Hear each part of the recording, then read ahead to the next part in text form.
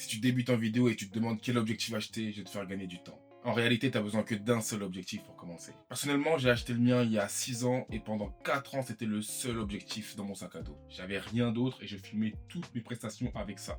Et franchement, j'ai jamais vraiment ressenti le manque ou le besoin d'avoir un autre objectif. Je parle évidemment du 24-70 f2.8. Dans mon cas, c'est un Sigma, mais en vrai, peu importe la marque. Pour moi, le 24-70 f2.8, c'est l'objectif le plus polyvalent qui puisse exister sur le marché, surtout pour faire de la vidéo. Dans cette vidéo, on va pas parler d'aberration chromatique, de distorsion, bien de vignettage, non, on va rester le plus simple possible. Et je vais vous expliquer pourquoi, selon moi, le 24-70 2.8 est le meilleur et le seul objectif nécessaire pour commencer en vidéo en 2026. On en parle maintenant, let's get it. Quand on débute, on hésite souvent. Est-ce qu'il me faut un zoom? Est-ce qu'il me faut une focale fixe? Est-ce qu'il me faut une grande ouverture? Donc on se pose énormément de questions, on va sur YouTube, on cherche quel objectif est le meilleur pour commencer, etc. Mais au final, on se perd dans pas mal de choses. En réalité, quand on commence, le plus important pour moi, c'est pas vraiment le rendu. Est-ce que je vais avoir un beau bokeh? Est-ce que le flou d'arrière-plan sera magnifique? Est-ce que le piqué est bon? Ça, c'est des questions qui peuvent se poser après. Selon moi, au début, le plus important, c'est d'avoir un objectif polyvalent qui va pouvoir faire la plupart des choses qu'on va lui demander et surtout qu'on pourra trimballer n'importe où. Et sur ce point-là, pour moi, le 24-70, c'est la meilleure des réponses. Et comme je l'ai dit tout à l'heure, peu importe la marque. Moi, personnellement, j'ai opté pour Sigma. Pourquoi? Parce que à mes débuts, donc j'ai acheté le A7 III et le 24-70. Et le 24-70 de chez Sigma, il coûtait 1000 € de moins que le Sony.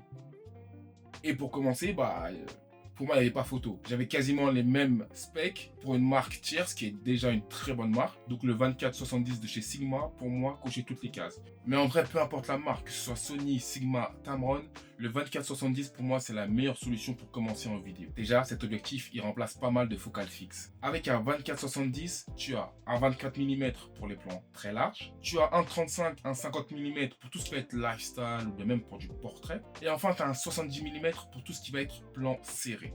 Donc, au lieu d'acheter 3 ou 4 objectifs comme le 24 mm, le 35 mm, le 50 mm et le 85 mm, avec ce 24-70, tu as toute cette polyvalence dans un objectif. Et forcément, financièrement, c'est plus rentable car tu n'as qu'à investir dans un seul objectif et pas dans 4. Ce qui fait que tu dépenses beaucoup moins d'argent. Tu n'as pas à changer d'objectif entre chaque prise parce qu'il te faut un plan serré, puis un plan large, puis de nouveau un plan serré. Et au final, quand tu filmes ton action, tu réfléchis plus à filmer l'action en elle-même qu'à te dire, ah ok, il faut que je change d'objectif parce que l'objectif avec focale fixe que j'ai mis sur mon appareil, il n'est pas bon pour cette situation. Non, avec le 24-70, tu zoomes, tu dézoomes et c'est tout.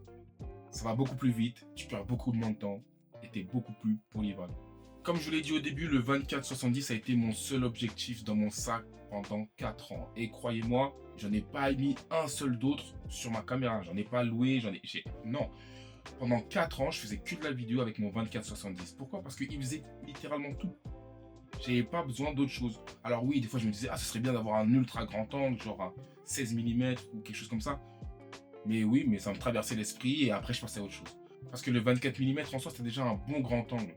Alors oui, il y a encore plus grand angle, mais dans mon quotidien de vidéaste, j'en avais vraiment pas besoin. Le 24 mm suffisait amplement. Et aujourd'hui encore, il est sur ma caméra 90% du temps, voire même 95% du temps. Aujourd'hui, c'est mon métier. C'est-à-dire que j'utilise pour tous mes projets, pour tout mon travail, le 24-70 et l'objectif que j'utilise encore. Et c'est le même, je ne l'ai pas changé depuis 6 ans maintenant. Donc pourquoi c'est un choix intelligent? Parce que tu simplifies ton setup. Tu simplifies ton sac à dos. Tu réfléchis moins à est-ce que cet objectif va faire l'affaire ou non. En fait, tu es plus run and gun. Tu es plus dans l'action et moins dans la réflexion. Après, ça ne veut pas dire que tu réfléchis plus du tout et tu mets ton objectif, tu filmes... non, c'est pas ça. mais en fait, ça te permet d'un peu plus te reposer sur ton objectif. Si jamais tu vas shooter quelque chose et tu sais pas vraiment quelle va être la configuration du lieu, de l'environnement, etc. Après, attention, le 24-70, il n'est pas parfait. On a une ouverture à 2.8 et franchement, déjà 2.8, c'est déjà énorme. Franchement, pour un objectif, pour moi, c'est le minimum en termes de performance en basse lumière. En vrai, j'ai fait vraiment tous les événements possibles et inimaginables en basse lumière et ça a toujours été avec le 2.8. J'ai jamais eu une plus grande ouverture. Et 2.8, en toute honnêteté, même avec la 7.3 à l'époque, aujourd'hui je tourne avec la 7S3, et ça faisait le taf, ça faisait vraiment le travail. Alors oui, évidemment, si j'avais un 1.8, ce serait encore beaucoup plus lumineux et ce serait encore plus facile de travailler en basse lumière. Mais comme je vous l'ai dit depuis le début, c'est un objectif polyvalent. On achète un objectif et il nous sert dans toutes les conditions. Donc si en basse lumière, j'arrive à faire le travail avec un 2.8, pour moi, c'est parfait parce que je peux l'utiliser en pleine journée à grande ouverture et aussi en conditions de basse lumière et ça ne change en rien la qualité de mon travail. Alors depuis, je vous dis que c'est super, c'est un objectif très polyvalent, mais il y a une limite également, c'est le fait qu'on puisse zoomer. C'est un peu paradoxal, mais en fait, on réfléchit moins à la composition. Pourquoi? Parce que c'est beaucoup plus facile de rester là où on est et de zoomer et dézoomer. Alors qu'avec une focale fixe, on a tendance à beaucoup plus réfléchir parce que on peut pas zoomer dans l'image, donc on va se déplacer, on va bouger, etc. Donc, avoir un objectif zoom, ça peut quand même limiter notre créativité. Faut pas tomber dans le truc, ok, bon, je gère, c'est pas grave, j'ai un zoom. Faut quand même essayer de travailler sa composition à chaque fois.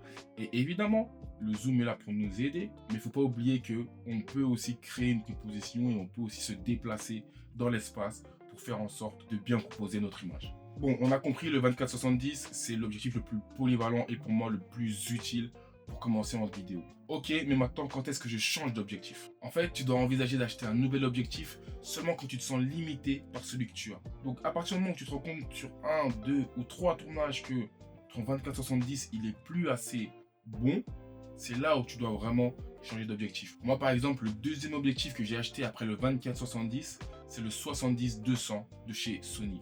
Et là, j'ai mis le prix. Là, j'ai mis le prix, pourquoi? Parce que c'est mon métier et puis je voulais quelque chose de très qualitatif. Donc, je suis parti sur le Sony G Master 2 de chez Sony qui coûte 3000 €. Mais je savais que j'en avais besoin et que ça allait m'être utile pour mon métier de vidéaste. Et pourquoi j'en avais besoin? Parce que je commençais à faire du sport.